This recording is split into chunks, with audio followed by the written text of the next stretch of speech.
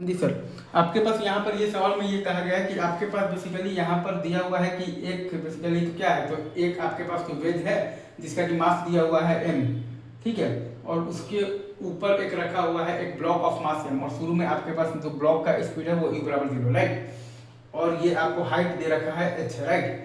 और ये वेज रखा हुआ है आपके पास बेसिकली स्मूथ हॉरिजॉन्टल सरफेस पर रखा हुआ है, म्यू बराबर 0 पर रखा हुआ है, ठीक है सर, स्मूथ सरफेस पर। तो आपको ये दे रखा है कि block and wedge are free to move, तो हमें ये बताना है कि find the velocity of the block and wedge when the block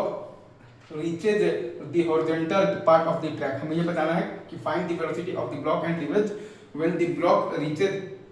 the horizontal part of the track. ये सही है।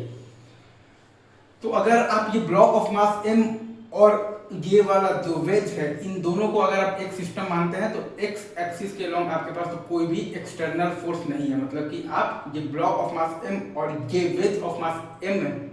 इन दोनों के सिस्टम पर एक्स डायरेक्शन में मोमेंटम कन्वर्जन लगा सकते हैं। तो mv1 बराबर mv2, तो v2 बराबर आ गया है m by m into v1। Again मैं फिर से बोल रहा हूँ, अगर आप ये ब्लॉक ऑफ मास भाई m और ये वाला जो वेज, अगर आप ये दोनों को एक सिस्टम मानते हैं तो एक्स एक्सिस के अलोंग अगर आप देखिएगा तो ये पूरे सिस्टम पर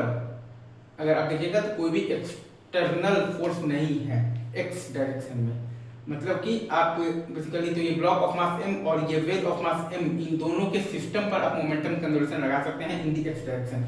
तो mv1 बराबर आ जाएगा आपके पास mv2, तो v2 बराबर आपके पास आ गया है m by m into v1, सही। अच्छा, और फिर हम लोग लगा देंगे, सिंपली लगा देंगे तो वर्क एनर्जी थ्योरम लगा देंगे, राइट। तो वर्क एनर्जी थ्योरम में अगर आप आइएगा ना तो work done by the normal reaction force अगर आप देखिएगा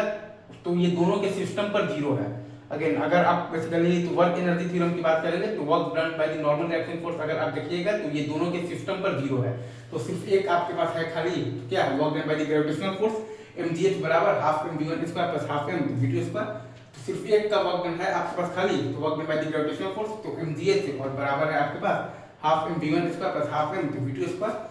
तो इन दोनों को मिलाने से आपके पास आ गया है v1 बराबर आ गया है root under of the 2gh by 1 plus m by m। आपके पास v1 बराबर आ गया है under root of the 2gh by 1 plus m by m, और आपके पास v2 बराबर आ गया है m by m into under root of the 2gh by 1 plus m by m। आपके पास v2 बराबर आ गया है m by m into under root of the 2gh by 1 plus m by m। I guess ये पूरा easy सा सवाल आपको अच्छे से समझ में आ गया होगा, ठीक है, इजी।